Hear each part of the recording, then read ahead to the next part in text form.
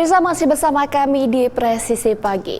Sederhana namun hikmat, itulah suasana peringatan ke-79 Hari Kemerdekaan Republik Indonesia di ibu kota Amerika Serikat dan New York. Meski jauh di rantau, diaspora dan warga Indonesia mengikuti berbagai tradisi yang diciptakan suasana seperti di tanah air. Selengkapnya dilaporkan tim VOA dari Washington DC dan New York. Peringatan 79 tahun Hari Ulang Tahun Kemerdekaan Republik Indonesia di ibu kota Amerika Serikat Washington DC berlangsung di halaman Wisma Indonesia, kediaman Duta Besar Indonesia untuk Amerika Serikat. Diawali dengan upacara penaikan bendera dipimpin oleh Wakil Duta Besar RI Ida Bagus Made Bimantara. Usai upacara bendera, ia menjelaskan keistimewaan peringatan tahun ini. Jadi saya sangat senang sekali karena tahun ini kan kebetulan 75 tahun hubungan Indonesia dengan Amerika. Jadi kita merayakan 79 tahun kemerdekaan Indonesia itu dengan sangat lebih meriah lagi untuk tahun ini gitu ya. Tahun ini pihak KBRI menyerahkan penghargaan kepada sejumlah staf KBRI yang telah mengabdi selama 40 tahun. Salah satunya Errol Tandayu yang senang bisa tetap mengabdi bagi negara bila pun hidup jauh di rantau. Di KBRI secara bahasa Indonesia, terus di community juga bahasa Indonesia. Kebetulan saya dari Manado, ada community juga orang Manado. Jadi setiap bulan, hampir dulu waktu itu ketemunya Manado terus, jadi bahasa Indonesia terus.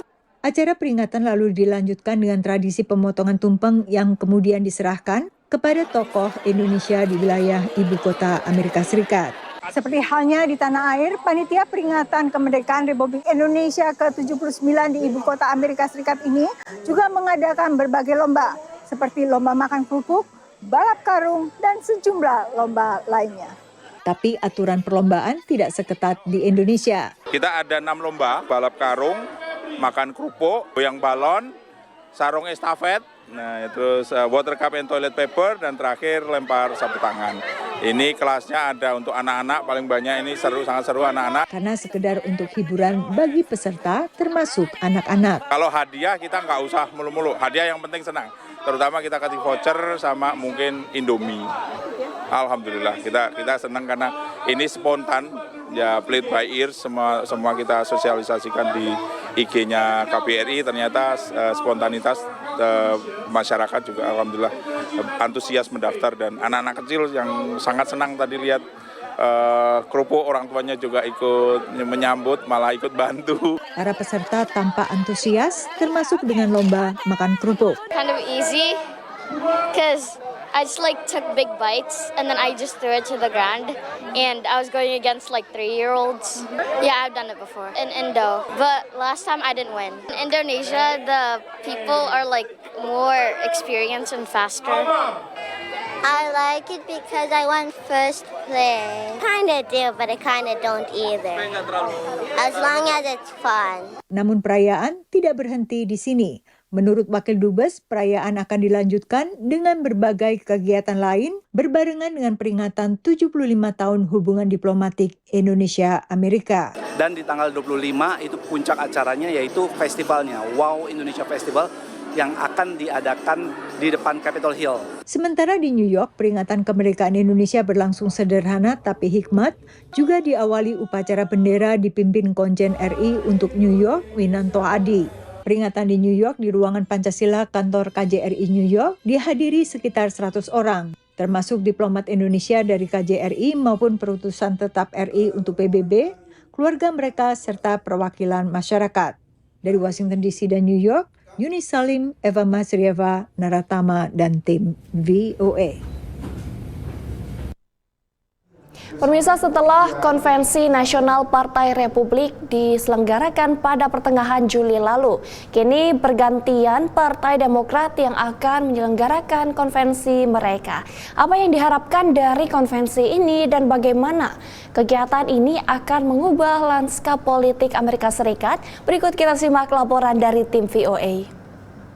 We will very quickly make America great again. Konvensi Nasional Partai Republik pada pertengahan Juli lalu memantapkan jalan kandidat Presiden dan Wakil Presiden Donald Trump dan J.D. Vance dalam kontestasi Pilpres Amerika Serikat November mendatang. Pada pertengahan Agustus, giliran Partai Demokrat yang akan melaksanakan konvensi serupa untuk menguatkan pencalonan Kamala Harris dan Tim Walz sebagai capres-cawapres pilihan Partai Demokrat. Selain penetapan pasangan calon, konvensi partai politik di Amerika Serikat juga menjadi ajang untuk menyatukan persepsi para kader dan pendukungnya, mencapai konsensus dalam sejumlah isu, dan memulai secara resmi kampanye pemilu utama pada tahun tersebut. Seperti halnya Konvensi Nasional Partai Republik, selain membahas isu utama partai, Konvensi Partai Demokrat juga akan membahas sejumlah isu panas yang sedang berkembang di Amerika Serikat saat ini. Seperti diantaranya isu ekonomi dalam negeri, isu keimigrasian, isu lingkungan, hak atas aborsi, inklusivitas, dan kebijakan luar negeri. Menegaskan posisi partai terhadap isu yang menjadi perhatian publik adalah salah satu kunci untuk meraih suara di swing states, negara bagian yang bisa menentukan hasil pemilu. Tetapi utamanya meraih suara pemilih muda dan kelompok minoritas. Karena jika kita melihat data voter turnouts atau tingkat partisipasi pemilu berdasarkan sensus Amerika Serikat, ada peningkatan yang signifikan dalam 2 pemilu terakhir.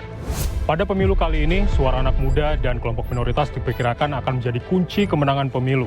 Tak mengherankan, kedua partai berusaha meraih suara itu dan hal ini bisa dilihat dari bagaimana cara mereka berkampanye yang semakin kekinian. Sejak Presiden Amerika Serikat Joe Biden menyatakan mundur dari kontestasi Pilpres tahun ini, dinamika politik Amerika mulai berubah.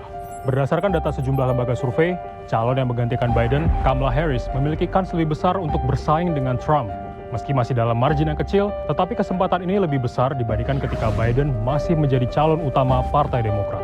Oleh karena itu, dalam Konvensi Nasional Partai Demokrat nantinya, kita akan bisa melihat bagaimana mereka akan menjaga momentum saat ini dan upaya apa yang akan mereka lakukan untuk meraih suara elektoral di swing state kunci, seperti Pennsylvania, Michigan, dan Wisconsin.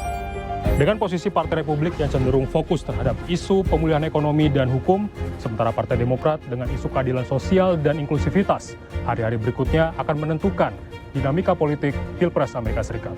Bagi Partai Demokrat, Konvensi Nasional nantinya tidak hanya sekedar menjadi panggung politik, tetapi juga menjadi acara strategis untuk meraih suara pemilih, sekaligus membuat dorongan terakhir jelang pemilu November mendatang. Dari Washington DC, Tarsir Ziman, Alam Burhanan, dan Nur Hadi Sucahyo, VOA. Pemirsa, tetaplah bersama kami, Presisi Pagi akan segera kembali.